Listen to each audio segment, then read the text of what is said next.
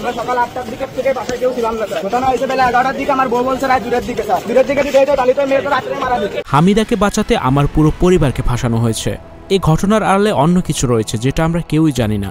প্রথমবারের মতো আদালতে যেতে যেতে একই বলছে হামিদার স্বামী সজীব শেখ। হামিদার প্রতি অভিযোগ তুলে আদালতে গিয়ে আরও নতুন তথ্য দিয়ে যেসব কথা বলেছে হামিদার স্বামী সজীব শেখ, তা শুনলে যেন আপনি অবাক হবেন।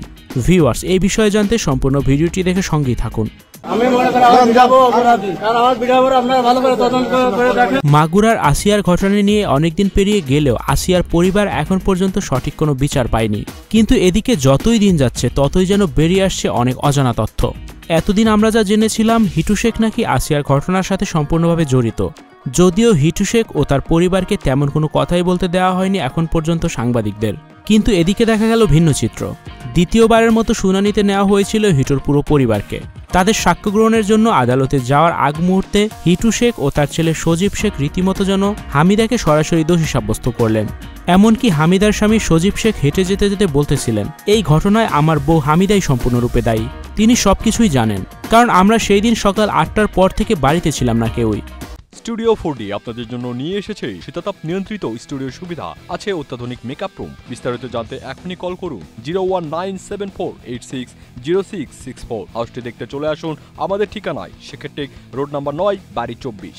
আর ঘটনা ঘটেছিল সকাল 11টার দিকে, কিন্তু হামিদা দাবি করেছে রাত 2টার সময় আসিয়ার সাথে এমন ঘটনা ঘটেছে। রাত 2টার সময় এই ঘটনা ঘটলে আসিয়ার বেঁচে থাকার কথাই না। তাই হামিদাকে ধরে নিয়ে এসে ভালো করে তদন্ত করে দেখুন, আসল সত্য বেরিয়ে আসবে। আমরা সম্পূর্ণরূপে নির্দোষ। আমি মনে করি আমাদেরকে মিথ্যাভাবে ফাঁসানো হয়েছে।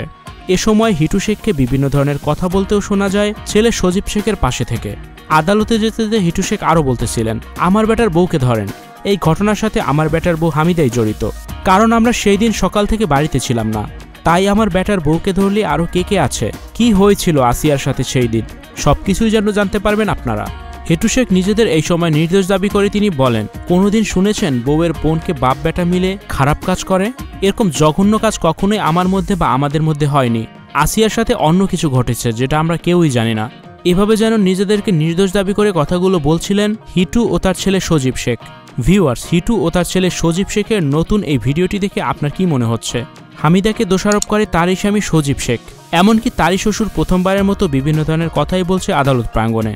তাদের কথাগুলো নিয়ে যদি আপনার কোনো মতামত থেকে থাকে কমেন্ট করে জানিয়ে দিন কমেন্ট বক্সে। Icon Focus 24 TV, powered by 4D Fourth Dimension। আমাদের চ্যানেলটি সাবস্ক্রাইব করে আমাদের সাথে থাকুন।